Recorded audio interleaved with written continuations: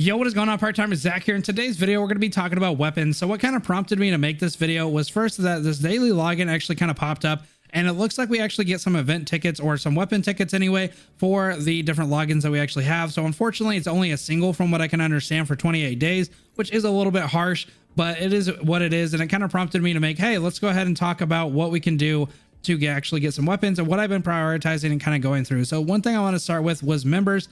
And this is something that I've been working on. I've been really working on my DPS and getting the different weapons that I need for her, and then not really worrying too much about my supports as of right now. I will flesh them out a little bit once I get towards the end game, but as of right now, I've been worrying more about what I need to do for getting weapons for my DPS, and then just kind of hanging out with my support. So luckily, the game actually gives you a couple different things. For like Liv, for example, she does get a 5-star weapon at your kind of beginner logins. You're able to get that and use it on any Liv. It doesn't have to just be the B variant, but I would recommend just kind of hanging out with that one. I don't really recommend grinding too hard for that, because obviously if you're just using her as like an assist, or you're swapping off onto her like every once in a while, maybe when your DPS is down or at a low health, you would definitely not really worry too much about the 5-star. But if you are like a Liv main, that was when it become a little bit different, and you probably want to prioritize trying to get, you know, the right 6-star, or going into some different things like that, depending on the Liv that you have, like an S Liv, you know, getting the right 6-star for her. And that would be only like contingent on the fact that you are obviously using her as a main. And the same kind of goes for somebody like Cam or Nanami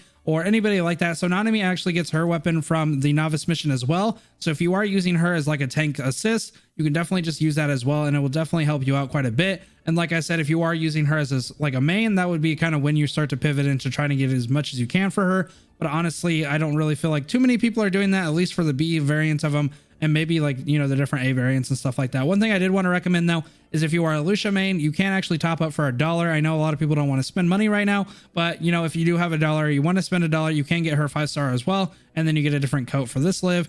You actually get this one right here. So it's just something to consider if you guys want to check it out or not. I did spend the $1 and get the 5-star for there just because I do like Lucia. So anyway, that is what I did. The next thing that I want to talk about is where you actually spend those tickets that you get from the daily login. Now, I don't know how many people really know this. I feel like a lot of people don't realize you can actually scroll over, but the weapon research here is actually something that I would never touch unless I got those free tickets. So this is essentially the only time I'd go over here and use these is from the free tickets that I've gotten from the gambling thing, essentially the slot machine, and then the daily logins. Obviously, this is where I would come in. I would use them, but I would never use BC on them, because it's pretty much like you get what you get and you don't throw a fit type of stuff. And I don't really want to do that, especially when I have the option to select. And so that's kind of something that I would use as like a last ditch effort when you have these freebies. And then the main thing, if you are going to use BC, I would definitely jump into the focus research, because that is where you're going to be able to select the different weapons. And then you have an 80% chance, and then you have a guaranteed at 10, and then you have a guaranteed at 30 for your 6-star. And then you're able to select, as you can see. Now, the one thing I do recommend though is making sure that the weapon lines up with the unit. So for example, let's say I want this weapon. So this is elemental damage increased by 5%. So this would be something that I would use on A Lucia. And then this one that is right above it would be something I'd use on B Lucia, because it is physical damage here. And so just make sure that you're paying attention to the elemental stuff and what that actual skill does for the blade. I don't think it really pertains to the 5-stars, because it looks like the 5-stars are all the same, and it doesn't necessarily look like any of them have any variance to them. So it's only the 6-stars that look like they have any sort of variance to them. So just make sure that whenever you get a 6-star or you're rolling for a 6-star, that you are paying attention to the one that you're getting from the set. Now, with that being said, you do have an 80% chance of getting that, so hopefully you don't lose that. And then if I really wanted to and really want to spend some BC, I would recommend doing just a 10 pull, because you do get that guaranteed 5-star, and you're able to get anything above that. Obviously you can get a 6-star, but you are guaranteed a 5-star. So if you're in a tight spot where you feel like you really need a 5-star, or it would really help you out, I definitely select from these sets here and then do your 10, and then you get a guaranteed one. So hopefully you win that 80% there. But that would be if in contingent of like, if you, for example, like what I'm going to use that for is like if I get alpha and say that I get her before pity, and hopefully I don't have to go to that, I will come in here and probably do her weapon and try to get her weapon as much as I can, and then, you know, use the rest of my BC for that. So that would be an example. So for example, if you're like waiting for Rosetta, you get Rosetta, say you don't have to go all the way to pity, or maybe you have some BC left over, I would walk into here and grab the weapon for her and hopefully get the 6-star from the 80%. That would be kind of what I would do essentially, and then go from there. So that was what is essentially the easiest way to do it.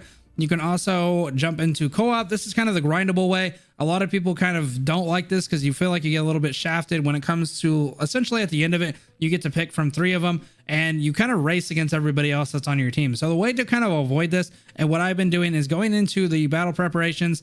You can create a room. Don't mind my drops. They're a little bit different because I don't have any scavengers, but initially you'd have some drops here for the 5-star, the 4-star and stuff like that. But the thing is, it doesn't show a percentage, which is kind of weird because everything else in the game seems to. But this is the only thing that just seems to not have a percentage. So I don't necessarily know how much it matters to go up and level. You would think that going up in level would matter, but it doesn't ever really say that it does. So what I've been doing is running this by myself. I've been creating a room.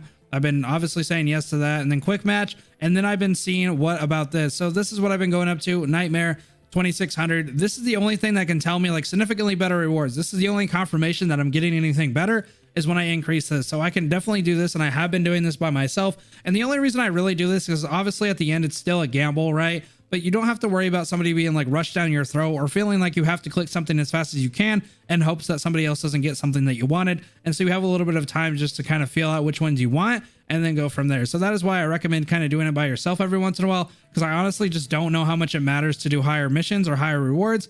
And so I would definitely just kind of do that. So the other thing I recommend, and this is the main reason for co-op, or the main kind of grind for co-op, is to get these shards here. You're doing your 21 clearances a day. I know that seems like a lot for a lot of people because you kind of have to go through this so many times. But once you get to a certain point, like where I'm at, where I'm level capped and I can't go any further in the story and I'm just trying to get XP, this is a way that you can kind of burn your stamina essentially and go in here and do your 21 runs. I think it takes me about an hour, maybe an hour and a half when it comes to trying to do some of the harder missions, and I kind of start to lose. And so whenever I'm doing it just by myself, it takes about an hour just to kind of grind through it whenever I'm just willy-nilly doing it. And then you get your currencies, and then you're able to take those currencies, go into the shop down here and do in the recycle shop, go to your 5-star weapon, and this is where you're going to use it. Another tip is if you ever get something like from the example from at the end of the polls when you get your 3s, and you get something like, for example, you don't have a Lee, but you get his weapon and you don't ever plan on using Lee, you can recycle it and then it goes into this currency as well. But do note that it's like not a 1-for-1. You're not going to get 450 currency. So from what I've seen, and this is like the proof that I essentially have, is whenever I actually get rid of one of these, so say for example I have an Irwin for my 5-star memory, if I get rid of her, it only gives me 50.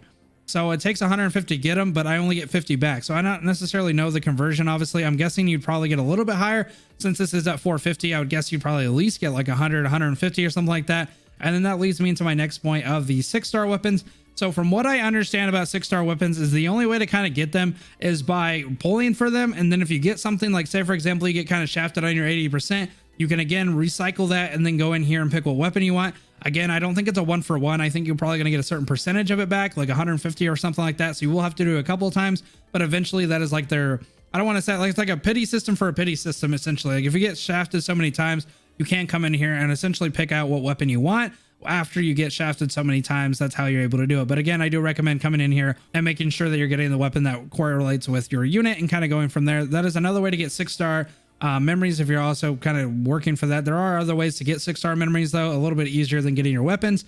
But as I said, it's kind of hard to get everything going. The last thing I wanted to talk about was residence. So this is something that I've been kind of experimenting with, and I don't necessarily know too much about it, but I did want to bring it up just in case you guys wanted to know.